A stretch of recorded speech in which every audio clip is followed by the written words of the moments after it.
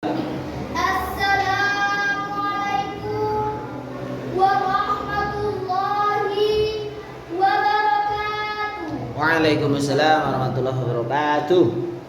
Alhamdulillah wa syukurillah. La haula wa la quwwata illa billah.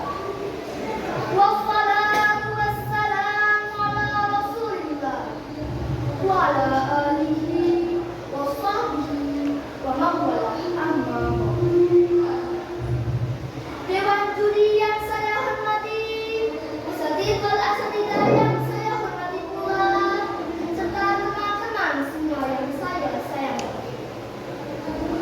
Wahai kawan semua, pada kesempatan yang penuh berkah ini, saya akan menyampaikan kisah Islami yang berjudul Binasa Karena Harta, yang diangkat dari kisah Quran. Alkisah di suatu daerah dekat gunung, hiduplah laki-laki yang sangat miskin. Dia bernama Qarun. Qarun adalah sepupu Nabi Musa yang bernama Yasa, adik kandung Imran, ayah Nabi Musa. Qarun hidup bersama anak istrinya. Untuk memberi makan keluarganya, Qarun kesulitan luar biasa, sehingga kelaparan sering mereka rasakan. Ayah, aku lapar, ayah. Anak Qarun menangis kelaparan.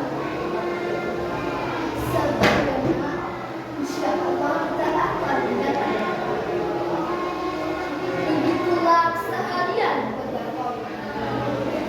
Namun demikian, Qarun sangat taat ibadah. Dia senantiasa berdoa kepada Allah Subhanahu wa Ta'ala. Sampai suatu ketika datanglah Isa berkunjung ke rumah. Assalamualaikum. Waalaikumsalam. Oh, engkau Nabiullah Isa. Ada apa dengan engkau, wahai Nabiullah Musa? Aku hanya sekedar berkunjung. Bagaimana kabarmu, wahai saudaraku Qarun? Sebagaimana yang mungkin kau tahu, kami hidup dalam kesulitan yang amat sangat. Apa yang harus aku lakukan? Kemudian Nabi Musa berdoa pada Allah Subhanahu wa Ta'ala. Ya Allah, bebaskanlah Qarun dari kesulitan. Angkatlah derajatnya dengan rahmat-Mu, ya Arhamar Rahimin. Nabi Musa pun mengajarkan kepada Qarun keahlian olah. Sejak saat itu, Qarun pun mengikuti apa yang diajarkan Nabi Musa padanya. Sehingga Qarun jadi sangat kaya raya. Hartanya melimpah ruah. Harta Qarun tersimpan dalam gudang yang sangat banyak. Namun saja, semua kekayaan itu justru menjauhkan Qarun dari ibadah pada Allah. Hidupnya selalu berfoya-foya. Qarun juga sangat kejam dan sombong. Maaf Tuan Qarun, kami belum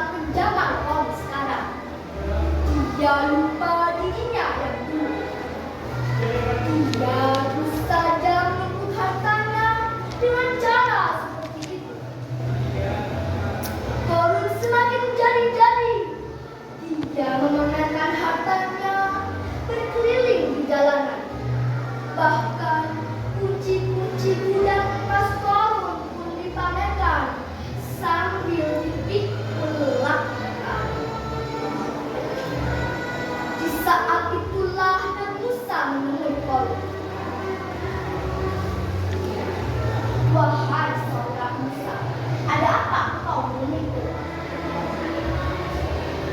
Wahai kaum, hentikanlah semuanya dan tunaikanlah zakat. Tidak bisa, aku telah berusaha payah mendapatkan ini semua. Jangan engkau sombong, wahai Qarun. Ini semua adalah atas izin Allah.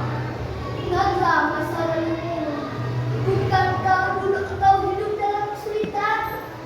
Sampai kemudian Allah mengubah nasibmu. Hahaha, jangan bicara masa lalu Musa. Itu tidak ada hubungannya dengan Allah. Jawab Qarun dengan sombongannya. Semua orang yang berada di situ heran dengan tingkah dan ucapan Qarun. Astagfirullahaladzim, sombongnya si Qarun. Malam harinya setelah kejadian itu terjadilah gempa dan hujan yang dahsyat. Apa yang terjadi? Mengapa ada gempa? Hartaku, aku harus menyelamatkan hartaku. Tidak.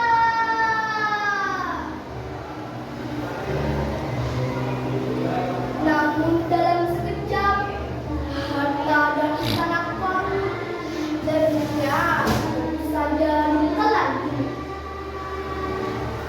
Seperti yang tercantum pada Al-Quran surah Al-Qasas ayat 81 yang berbunyi, A'udzu billahi minasyaitonir rajim.